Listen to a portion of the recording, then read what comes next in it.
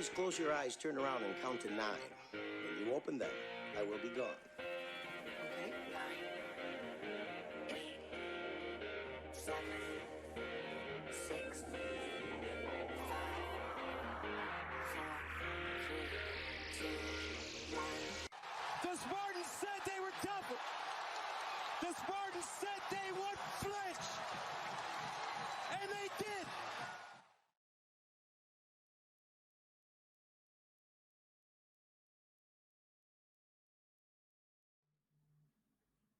And welcome to another episode of the SD4L Show. I'm Justin Thind. I'm here with my co-host, Matt Sheehan. Matt, how are you doing today? Just delightful. We are just one day closer to MSU football taking on the Chips. Life cannot be more grand. No, life can be more grand, Justin, actually. If I had some cinnamon whiskey on a nice asphalt parking lot in East Lansing, that's the only way this could be better. That's the only way this could be better. But it's great talking to you, Justin. Yeah. The only thing better than that, Matt, would be getting to walk into the stadium and having a defense worth getting on the feet and letting that energy out regarding. I would love that, Justin. Do you have good news for me? Are we going to... I think we will dive into the feasibility of that today, Matt. Okay, I think that sounds like a good idea. Okay, that's all I need. Yeah. Okay, thanks. Yeah. Thanks. All right, so I will scrap the plans of discussing whether Jalen Milroe, Tyler Buckner, or Ty Simpson were going to win the job in Tuscaloosa. Okay, that's good. Yeah, we'll scrap those plans. We'll just go right to defense, I guess. I just want someone to hold me and tell me everything's gonna be okay, Justin. And I know we're separated. We're all in our own studios right now. We're not, doing this face to face. Can you do that for me though? Matt, I think at some positions of the defense I can. Okay, that's a start. At more than last year. Okay, we're improving. Okay, that's good. We're going in the right direction here, which is delightful. Because I can't do it again, Justin. The listeners can't do it again. The viewers cannot do it again. I'm just watching a defense just get completely Swiss cheesed for another fall. Speaking of going in the right direction, and speaking of viewers, and speaking of listeners, we humbly ask the viewers and listeners to go in the direction below and subscribe to the YouTube channel, and also subscribe to the Apple Podcast feed and the Spotify feed. And if you feel so inclined to leave 5 stars, yes, we are pro censorship here. Please go ahead and leave a review as well. We really need your help on the algorithms now. But Matt, back to the topic at hand. Yes. Speaking of 5 stars. Well, see, that would have been a great transition had they landed a 5-star recruit on defense the last couple of years. Anyway, speaking of very, very high quality defensive players. Yeah. The defensive tackles, that's where we will start as we go ahead and we dive deep into the defense this year on a positional basis. It's a great start. The defensive tackles, you have Simeon Barrow. You have Derek Harmon, Jalen Sami, Maverick Hansen, Tuimisi Adelaye, Jarrett Jackson, Dre Butler, and more. That is 7 names, I believe I said. Out of those, 2 will be playing at a time, unless it is a goal line package, or unless they somehow bring out a 5-2 defense. Yeah. We have, at least I do not recall, a recent moment in history where Michigan State could bring out 7 guys at defensive tackle and say, hey, they might not all be Derek Harmon or Simeon Barrow, but a lot of these guys can play at the Big Ten level. And for them to have that this year, what does that mean, Matt? It means that we're going to smile a lot more. And it means that, the 4.3 yards Michigan State was giving up on the ground last year, 3rd worst in the Big Ten. That could be a massive jump forward here. I think it's incredibly lofty expectations to have them cut that by a full yard, go from 4.3 yards per carry to 3.3, but I can very well see it happening. It is asking a lot from a defense that had that as a weakness last year, but I think it can be a strength this year just with everyone you just said, all 7 of those guys, not just the starters, but let's not get it twisted. It all starts with them. Simeon Barrow, great player. If you don't believe me, just ask any of the other programs to try to get him away from Derek Harmon, also another strong player. The Texas A&M transfer, Tuimisi Adelaye. whose name I will nail by the time we face Iowa. I promise you that. But it's just beyond that, because last year, and this is an example. This is a player I'm going to use as an example here. He landed on his feet, landed in a nice spot at Arizona State. Michael Fletcher. Okay, I believe 6'4", 270 pounds last year. It might be on by an inch or some pounds right there. They upgrade Dre Butler, Jarrett Jackson, Jalen Sami, all three of those guys at least 6'5" or 6'6", 300 plus pounds. Mel Tucker said as much, that, yeah, we were a little thin at defensive line, and he wasn't talking figuratively. He was talking literally as well. He beefed up with some guys that can add some Big Ten size to this unit. So I think it's going to be a major, major step forward for this unit, from the starters down to, hey, the transfers, like a guy that I'm very high on, Jalen Sami. I mean, a Pac-12 honorable mention guy. That man swallows offensive linemen and run lanes. And you don't think that some great run-stopping linebackers aren't behind him? No, it's a great marriage of a run-stopping defense. Yeah, I think the optionality is the biggest thing that sticks out to me. You can have a 1st and 10 formation with your two best defensive tackles, period, in Derek Harmon and Simeon Barrow. Then after that, let's say you get down to 3rd and 2, you have your two biggest defensive tackles in Derek Harmon, who would stay on the field, and Jalen Sami that comes in for Simeon Barrow. Or I guess on the next 3rd and 2 after that, you can have Sami and Simeon Barrow. Either way, you have those three guys that are very, very neck and neck. Then Tunmisi Adelaye, I don't know exactly what he's going to be able to provide this year in terms of a snap count, whether he is a clear cut, like second team kind of guy, or whether Maverick Hansen is still ahead of him, or how that would go. Fact of the matter is, he's very young and he has potential. Whatever he can do this year is just a bonus, because next year I think he's going to have a big role on the team. Okay. Now, he's a guy that was between defensive tackle and defensive end when he came here. I believe Tucker announced him as an end, but then he still remained 290. And I heard that in camp he's been playing at both. But if I'm hearing a guy is still 6'4", 290 and didn't actually trim down, I'm throwing him in the DTs. And that's what I did in my depth chart preview. That should be out by the time that this is posted. And we're talking about guys that are now not necessarily even needing to contribute, but still being very exciting if they do contribute. And Michigan State being fine either way. So yeah, I mean, I think that really says all that needs to be said about defensive tackle. Just very excited to see who emerges there beyond the 2 or 3 guys up top, and just how dominant they could be in the run game, because they need to this year. I think last year Michigan State wasn't bad in the run, but I don't think they were as good as people thought either. I think they might have been 8th in yards per carry in the Big Ten. So they did need to improve, and I do like the Jalen Sami pickup a ton. It was not good. It was not. Yeah, good. Yeah. Defensive end. Probably not 7 or 8 deep, but they're still pretty deep. Especially compared to previous years. The way I have it is, first team, I have Zion Young and Chris Bogle. Second team, I have Avery Dunn and Brandon Wright.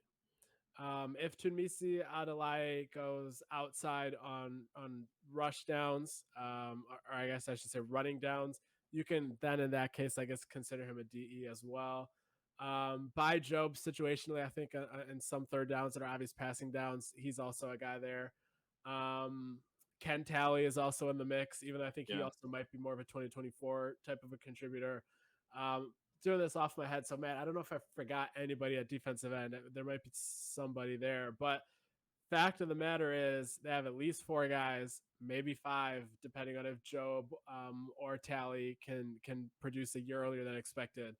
And that's 2 full rotations and then some.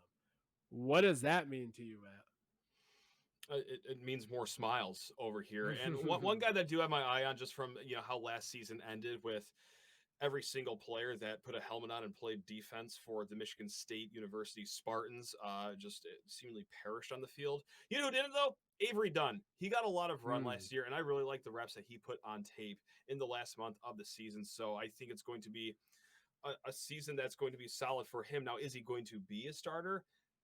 I think it's going to be close, but yeah, Chris Bogle, Zion Young probably get the nod, but still, you do have some depth at that position, especially for those third downs. I get excited for 3rd and long And this is something that Scotty Hazelton talked about not too long ago, is you have to earn the right to get to 3rd and long. But hey, if they get to that this year, I want everyone to close their eyes and envision a nice little package here. Simeon Barrow in the middle, Tumise in the middle as well. And then on the outside, you could have Brandon Wright, and then by Job, or you could have your Zion Yuns and Brandon Wright, because Brandon Wright, another great quarterback killer on 3rd downs. I love how he comes off the edge.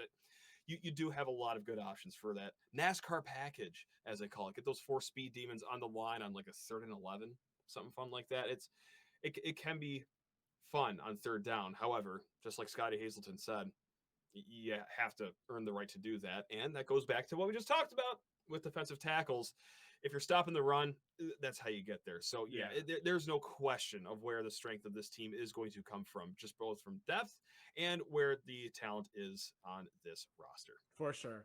And like what with the pairings that I guess I put out, I shouldn't even say first team and second team, because really it could even be divided up where they don't want to have both Zion Young and Chris Bogle on the same pairing, just because both are kind of strong defensive end types.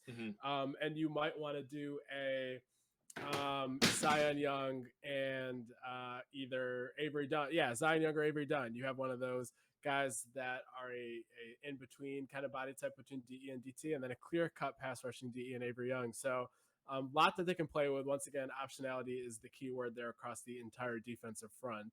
Yeah.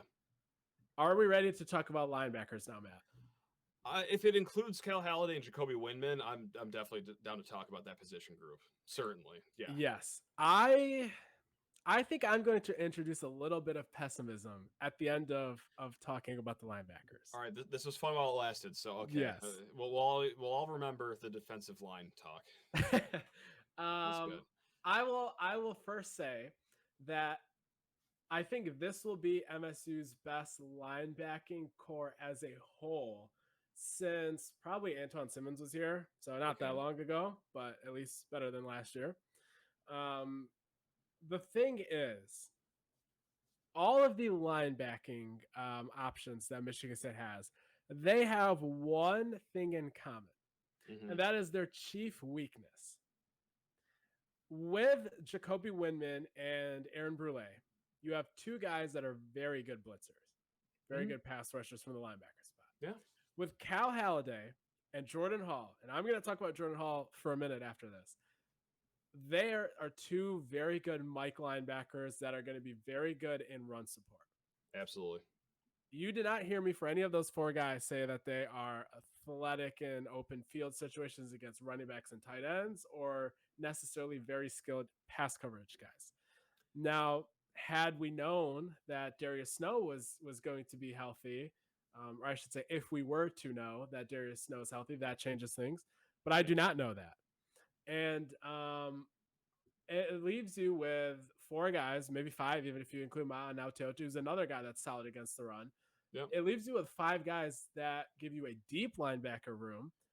It gives you a room that is going to be very good in one phase of the ball and when asked to blitz in the other phase. But it does not give you guys that can cover tight ends or running backs consistently. With that said, Jordan Hall, who I have to give his flowers to, he was not in my spring depth chart projection because I wrote back then, he is going to be very, very good at Michigan State starting in 2024 and beyond. It appears now, based on what I have been hearing the last few weeks, that has gone out the window. And he simply is just going to be very good at Michigan State. And that can begin to take shape this year. He showed in his high school tape the ability to cover. I do not know how that will project and translate immediately as a freshman at the Big Ten level. Yeah. I think if he keeps working as hard as he does in the weight room, I think that by his junior year, he could be a pretty good coverage guy while being an amazing or a very, very good linebacker in every other phase, even before that. But I don't know. That's kind of where my head's at right now, man. I think Scotty's limited in what he can do with the linebackers other than blitzing or filling run fits. But again, the linebacker room is good. I think the tone that I've taken here is a little too negative, but that is something that's been weighing on my mind a lot the last 2 days. I don't think it's negative. I just think it's honest because it depends how I'm feeling, what kind of a mood I'm in when I think about it. But yeah, you have Jordan Hall here in the 2 deep. On one hand, the positive side of me is like, well, yeah, he's an IMG Academy kid. He was a captain there forever. Obviously, athletically gifted, top 200 recruit, just a great, upstanding Spartan as well. A ton of good things to say about him. Of course, he could play early on as a freshman. He has the size to do it as well. We all saw that in the open spring practice. But then, like, when I'm not in a good mood, Justin, like when I'm feeling a little like glass half empty, it's like, wow, do we have a true freshman linebacker on the 2 deep? Out of necessity, though, like, is this a thing where, hey, he really is truly this good? He is beating out guys like Ma'anao Tiote and guys like that. Or, do we not have enough linebackers in this room? And we just need a true freshman to be this guy because we're running out of names and guys with that skill set that we kind of need in this scheme. I flip flop. It depends if I'm in a cheery, hey, all right, go Spartans mood, or if I'm in a, that's right, we did just go 5-7 last year, and there are some deficiencies on this defense here. So yeah, stay tuned to find out. I guess I would love the reason to be, because he really truly is going to be Ray Lewis 2.0 for this team. But I pause there. But again, at the top, the starters, I mean, that's as good as you can possibly get. Look, Cal Halliday, obviously the leading tackler from the Big Ten last season, returning. Jacoby Windman, great athlete, but yeah, it's the pass game, and then Darius Snow's injury, and then I just start to spiral when I think about it. So. Yeah. We'll stop the run though. Yeah, that's one thing I was gonna say. Stop the hell out of the run. Yeah. Right. If you have defensive tackles and defensive ends and linebackers that can stop the run, you have a sense of predictability being taken away from the opposing offense that allows you to bias yourselves more towards pass coverage, which should partially make up for you not being as good at it. To what threshold, to what degree, that I do not know, but it helps if you can at least completely stop one facet of the game if the other one is a deficiency. You kind of saw that in 2018 as well, because whenever teams ran the ball, like, you might as well just kneeled the ball right there. Yes. Like, you were wasting a play running the ball against that defense, and that helped the pass defense as well. But I think this pass defense might be also a little far away from that 2018 unit, but I digress. Lot of digressing going on today. I digress. Yeah, always digress, Matt. That's where the most productive discussion occurs.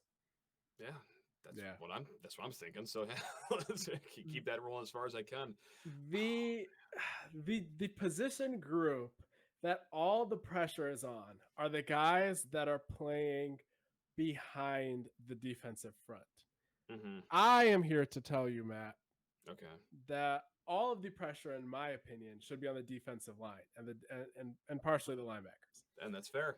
Yeah. The reason I'm here to tell you this is because the last couple of years, the defensive backs were average to below average to bad because they were patchworked guys, middling guys brought in because the internal talent behind them either was not ready or simply did not exist. Yeah. Finally, this year, 60% of the defensive back starters, I anticipate, will be 2022 guys on day one, and that number could grow to 80% throughout the course of the year, depending on what Malcolm Jones or Caleb Coley can do to take over one of the corner spots. Mm-hmm. You're looking at Dylan Tatum. You're looking at both safeties in Jaden Mangum and Malik Spencer. Those are the 3 out of the 5 guys that get you to 60% on day one, in my opinion. Now, I do not expect everything to run smoothly back there. They are, I believe, Dylan Tatum's a true sophomore. Jaden Mangum, I believe, is a true sophomore. And then Malik Spencer, a redshirt freshman. You have 3 2022 guys. Charles Brantley, and then I think either Marquis Lowry or Terry Roberts on the other side. So 2 guys that are not healthy often. Charles Brantley, we know what we get with him. Yeah. This talent is not off the charts at the DB room. The youthful potential and the excitement is there, and I think they better be good in 2024 in the defensive backfield. But honestly, it's on the defensive line to carry this defense put pressure on the quarterback, which they did not do last year whatsoever, Right. which accentuated how average some of these guys were in coverage. Therefore, whatever the defensive backs can do in a vacuum in terms of coverage skills, to me, is icing on the cake. This onus is fully on the defensive line. Do you agree or disagree, or in between with that? It's gotten so bad. Like we're not just talking, oh, they're middle of the pack of the Big Ten, or oh, they're in the bottom third of the Big Ten. Like, no, it has been atrocious the last few years. So yeah, if it gets that bad, it is never on just one unit. It is on the entire unit as a whole. So yeah, of course the defensive line is going to have to help these guys as well. But man, it is question mark city here because Chuck Brantley, fine, solid player. Marquis Lowry, fine, solid player. Also hurt quite a bit. Also, Terry Roberts, scary Terry Roberts from Iowa as well. Hey, you know what? I do another show on the side, Locked on Spartans. I had a guy by the name of check it Hunter out. Thank you. Appreciate that. I feel a little shameless plugging that, but talk to Hunter Stahl. He does work with PFF College. Terry Roberts would have graded as the highest coverage cornerback on Michigan State. He graded at a 79. Michigan State's highest coverage cornerback at a smooth 72 last year. So we need talent, and we also need health in this unit as well. I hate to keep on throwing the F word around, fascinating, but it will be fascinating to see any of these young guys are going to step up. Chance Rucker, if you will. Caleb Coley, I think that we expect to see on the field throughout the season, but just how much and how big of an impact can we actually see from these guys? And will any of them be the true freshmen in Chance Rucker? Throw all the cornerback spaghetti you can at a wall and just see what sticks, man. Because I can't do this again. You guys listening can't do this again. We deserve better than this. It was not good last year, Matt. I used to be happy, Justin. And hey, maybe the happiness can come back if the defensive line wants to take off a few heads of the quarterback this year. That'd be delightful. Yeah, around these parts. If the defensive line can get significant pressure, or the defensive backs can either continue to grow upon what they did last year, the young guys, I mean, or I guess even Marquis Lowry and Terry Roberts are healthy and can play as well as they have done in the past when they're healthy. If one of those two position groups hold up their end of the bargain, they should be able to make a bowl game. If both position groups hold up their end of the bargain, I think there is a glass ceiling on what they can do record-wise, so I probably shouldn't have gone down that road. But I think say 10-2. Say 10-2 with your chest. Give the people what they want. Say book those Miami tickets for the Orange Bowl. Say it, Justin. Come on. I think you're looking at 6-6 if one of those two units come in, and then a floor of 7-5, maybe 8-4 if both units do more than hold up their end of the bargain. Obviously, depending on if the offense is baseline or above in that situation. But one of those two units on the defense, they have to come in and they have to play well if they want to make a bowl game. I think at the end of the day, the talent is finally inside the building. Now the question is, how ready are a lot of those guys? Yeah. Defensive line, they're ready. Defensive backs, I don't believe so yet. So is one unit going to help out the other, or are they not going to help each other out and not going to play complementary? And we're going to have a repeat of last year. So that's what the question is. Who is somebody that you're watching very closely in these first two games of the year that probably isn't going to play a ton the whole year, Matt, but you just want to see how they look in pads. You just want to see how they move at the D1 level. Some newcomers. Who name one guy that you really, really want to see? God, well, the boring answer is Jordan Hall. We already spent enough time on him, so I will just move to the guy that is the cream of the crop of this class, but by Job. I mean, we saw him do work in the All-American camps against top-flight offensive tackles. Obviously, he had a great high school career. He's rated very high. But is he ready to crack, whether it just be, hey, a third down specialist, coming off the edge? Here's this athletic freak for you, Mr. Quarterback. I am curious to know how much run he will get early in the season. And, hey, could that bleed into Big Ten play? So I'm going to go with a very popular name here for that one, by Job. I hope I'm not taking the easy way out here by saying, hey, the top 100 kid. But that is who I'm definitely looking forward to the most. No, I think that's if you didn't say him, that would be an odd decision. So I think Yeah. you're very spot on there. Obviously, that's the guy for me too. I guess if let me rephrase my own question and say, let's take away the part of somebody who might not play after that. Yeah. Let me just say someone that I'm excited to see early on that we haven't Uh-huh. seen already. Caleb Coley. We talked about him already, Okay. but Okay. tidbit here. Caleb Coley was in line based on what I had been hearing, what Corey Robinson, my colleague, had been hearing. Caleb Coley was in line to see the field at corner, not just special teams, by I want to say somewhere between week 6 to 8. Okay. One of those weeks, and then he got hurt in practice. It was a minor injury, nothing major, but I think it was a couple week injury, derailed the timeline. Um, by then, I think a few guys in the secondary returned and they played instead. But he was very close to seeing the field as a true freshman, and he's kind of undersized mass wise.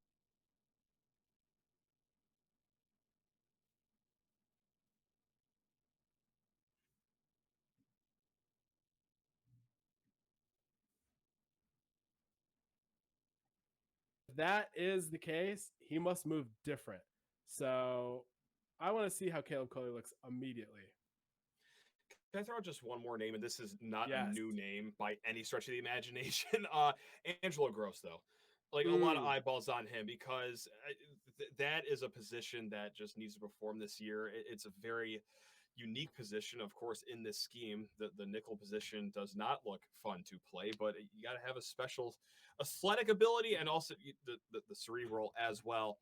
It was interesting because rumor has it that Angelo Gross was a little more dinged up than a Yes. lot of us were led on to believe last year. Now, how long that was for, how much did that hold him back? Who's to know? So, hey, here's a fresh slate for you. If you want to be the savior of the nickel position, Angelo, my God, the opportunity is certainly there for you, especially with Darius Snow sidelined for Lord knows how long this season. That's gonna be fascinating because I also don't think he was as bad as a lot of people made him out to be last year as well, especially in the run stopping unit. But then again, like that, I'm talking about every player at the linebacker position now again. Where, hey, they're really going to stop in the run, but can they cover? Yeah, no. But let's see if we can just have a slight uptick in the coverage ability this year as well. That'd be nice. That'd be nice. I personally was very down on him after the season ended, but the more time went and the more people I talked to, the more that people were emphasizing just how hampered he was. To me personally, when I was hearing during the season, oh, Gross is playing hurt, just give him credit for playing hurt, and he's doing his best. To me, on one hand, yes, that is admirable. He could be sitting out instead. He's exposing himself, putting himself out there, and not playing well. Yeah. But like the game against Minnesota, where the other team's tight end flexed out against him as a corner, nickelback, and beating him within 0.5 seconds, it was not acceptable. Not great. But right. But it seems now, from what I've heard, is he was very, very injured. Yeah. I was just assuming it's one of those things where, oh, like obviously nobody's healthy during the season, everyone's hampered a little bit. He's one of those guys. But no, it seems like it was pretty bad. Mm-hmm. And now that makes me even more excited for what he might be able to bring this year. Because people might remember his freshman year, he was way better than rankings. Yeah. So, yeah, if he can come in and play 90% as well as he was on the trajectory to play, I think, especially in run support, which seems to be the common theme of what they're going to be good at. Right. But even some of those bigger body type of tight ends, maybe some of those running backs that aren't the most fluid route runners, if he can stay with those guys, then a lot of pressure is relieved on those defensive backs. So good job by you bringing up his name. He definitely deserved that sort of separate discussion. I just hope everyone walks in like fresh slate for Angelo Gross, because I'll just reiterate it for the 15th time. A lot more hurt than I think a lot of us even knew last year. Mm-hmm. So I'm willing to give him a chance at a rebirth of like winning the fans back over, because God, he was the scapegoat for a lot of Michigan State football fans last year, and maybe not for the correct reason. Mm-hmm. Yeah. Who do you think will lead the team in sacks this year, Matt? Big year for Chris Bogle. Okay. Big year for Chris Bogle. Yeah. Yes. Yeah. I He's like probably that. the odds on. He's probably the odds on favorite, but I am going to go with the safe choice here. As much as I do love Brandon Wright, and hey, can Michigan State even get to that many third and long situations this year? Who's to say? But yeah, I mean, Chris Bogle, he was really coming along last year, and then well, just like everyone else that wore green and white, just wasn't able to finish it healthy last year. The interesting thing before answering that is Jacoby Windman is not going to have as many pass rush opportunities as the defensive lineman in front of him, but he might be able to maximize his limited opportunities more than anybody else. Okay. Is it possible he leads the team in sacks again? Is that crazy. a negative? Is that a negative or a positive reflection on those in front of him? I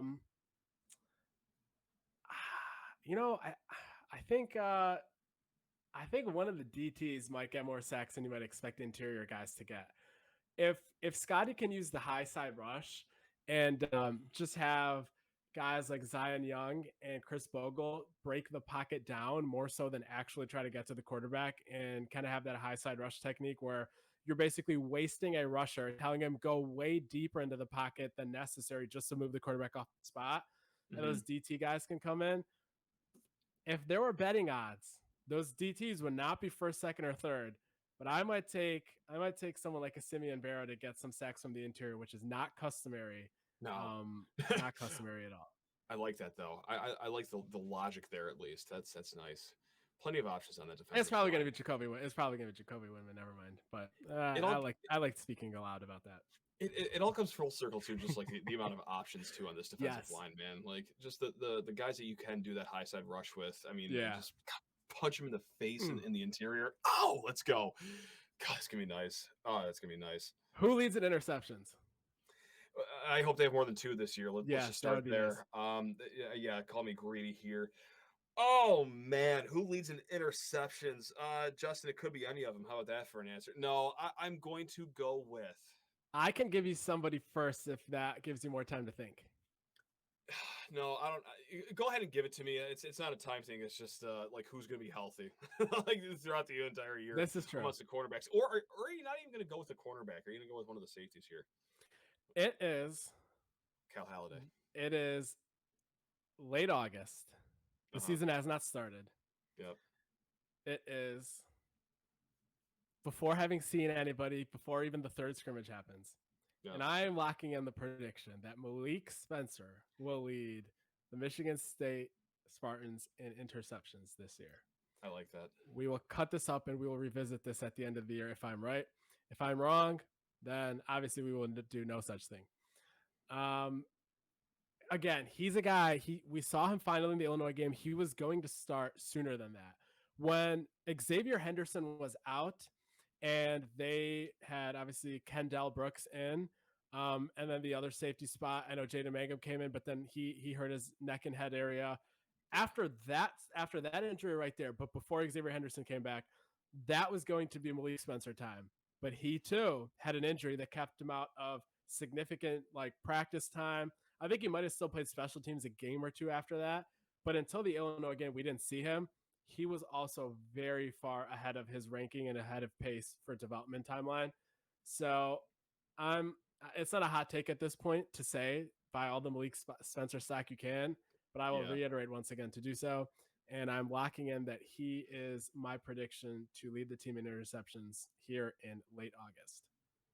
And I'm going to go with Dylan Tatum, just off vibes alone. And also the fact that he's played almost every single position already in his young career, whether it be, heavy practice squad use, obviously, or just on the field very late in the season. But some cornerback, some nickel for you, some safety. Is this pretty smart kid, pretty talented kid as well. And I think that he has the frame to be durable for an entire season. Now, let me go ahead and knock on wood right there before I jinx him into 2 Achilles tears in week 1. But yeah, give me Dylan Tatum. I feel comfortable with a cornerback for this one, but I do like Malik Spencer a lot. Well, Matt, I believe that wraps up the defensive preview of the 2023 Michigan State Spartans. Do you have anything else you would like to put on the record that we can clip up if you're right and ignore if you're wrong? Oh, wow. 3 all Big Ten honors. I don't even think that's a bold prediction, but for the defense alone. Not counting honorable mention? No. It's got to be in the first 3 teams. Yeah, it's Okay. got to be in the first 3 teams. They're going to go Simeon Barrow, Jacoby Windman, Cal Halliday. Like Okay. I like that. Yeah, it's a mild prediction, I guess, but we're just gonna throw it on the board just to have something up there. I think if that happens, you're looking at a bowl game. I think if you get 3 of your 11 guys as Big Ten honorable mentions, that means first of all 3 of those guys were healthy for most of the year, and that they played as well or better than they were expected. So I like that. I like what that implies. And more than 2 interceptions this year. Yes, going out on a limb, going really out on a limb here. So we're starting to feel ourselves here. Selling hope. No, it's all we got. That's all we got to sell. And hoodies. We also have hoodies and t-shirts as well. Hope t-shirts and hoodies. You get it all on SD4L, baby. That's right. That's right. Well, with that, we appreciate you guys tuning in for this episode of the SD4L show. Please, as I said earlier, like, subscribe, and leave that 5-star review. And with that, we appreciate you tuning in. We'll have more content for you next week as the season draws near. And we're excited about kind of the content plan that we have. Should be some fun post-game or very next morning type of shows here as well. So appreciate everyone that is joining us on kind of this new journey of the SD4L show. Yeah. And I hope you enjoyed this episode and the previous episode. And on behalf of Matt and on behalf of myself, we really appreciate everyone that tunes in. And we will see you next episode.